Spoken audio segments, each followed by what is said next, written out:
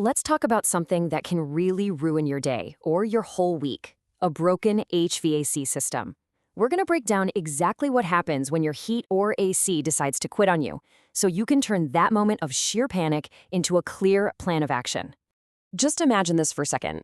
It is like 95 degrees outside, the air is so thick with humidity you could just about swim in it, and all of a sudden, the cool air from your vents just stops. That warm, deafening silence? Yeah, that's the sound of your AC giving up the ghost. It's a moment of pure dread. We've all been there. But hold on. Before you start frantically Googling or just calling the first number that pops up, just take a breath. The whole point of this is to arm you with some knowledge. Because, when you actually understand what might be going wrong, you're not helpless anymore. You're the one in control. Okay, let's dive right in. To really get why your system breaks down, you've got to appreciate the absolute war it's fighting day in and day out against the weather right outside your door. I mean, seriously, your HVAC system is under constant assault. Think about it. In the summer, you might have humidity hitting 70, even 80%. That forces your AC to work overtime, just pulling moisture out of the air. Then winter comes, and the temperature can swing like crazy, making your furnace kick on and off, on and off. That constant cycling is brutal. It's like asking a marathon runner to sprint, then stop, then sprint again. It just puts this incredible strain on all the parts and can really, really shorten the life of your equipment. So when that system finally gives in, what's actually breaking?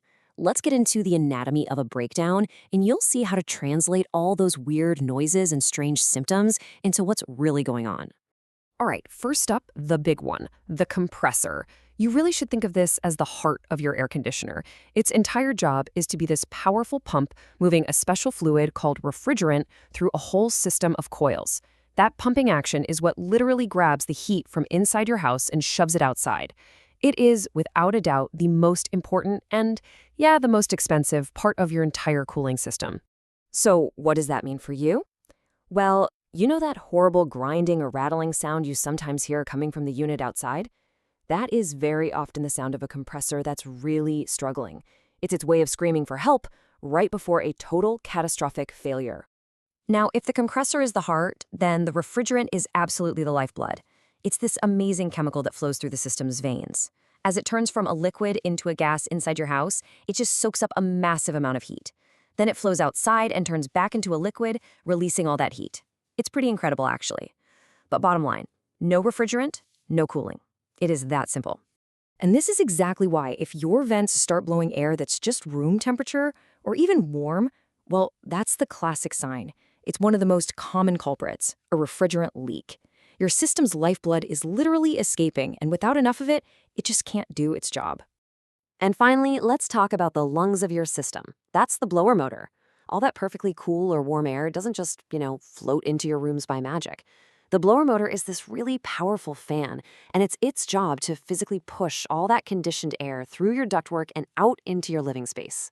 So here's a test for you. If you put your hand up to a vent and you feel hardly any air coming out, or maybe none at all, even though you can hear the system running, that is your biggest clue. The lungs of your system are weak. Your blower motor is probably failing, and all that nice cool air is just trapped inside the unit. Okay, so the verdict is in. You've got a busted compressor, or maybe a really bad leak. Now comes that big, expensive question that every homeowner absolutely dreads. Do you sink a bunch of money into a major repair, or is it time to replace the whole thing? Well, there's actually a pretty handy guideline that the pros use to help make this decision a little bit easier. It's called the $5,000 rule. Now, it's not a hard and fast law or anything, but it's a fantastic financial benchmark to figure out if you're about to throw good money after bad. It's actually super simple. Here's how it works. You take the quoted cost for the repair, let's just say it's $400. Then you multiply that by the age of your system. We'll say it's 15 years old. Okay, so 400 times 15 is 6,000. Since that number is more than 5,000, the rule suggests that replacing the unit is probably the smarter long-term investment. Yeah, this chart really lays it all out pretty clearly. You can see the pattern, right? You're leaning toward repair when the system is still pretty young. The cost is small, and it's been pretty reliable. But once that system gets over 12, maybe 15 years old, and it needs a huge repair like a new compressor, or it's been nickel and diming you to death with constant little fixes, the math almost always tells you it's time to replace.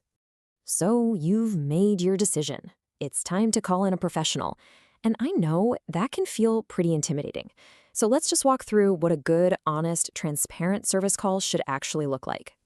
This right here, this is the gold standard. When you make that call, a good company will give you a clear arrival window and maybe even send you the technician's name and picture for your safety. But this next part is absolutely crucial. The tech should explain the problem and then give you a firm, written price that you have to approve before they even think about picking up a tool. Then, after the repair, they should test everything to prove to you that it's fixed. Zero surprises, zero pressure. That's what you're looking for. We've made it through the crisis.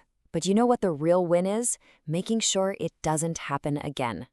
So let's wrap up with how you can be a proactive, smarter HVAC owner and prevent that next crisis.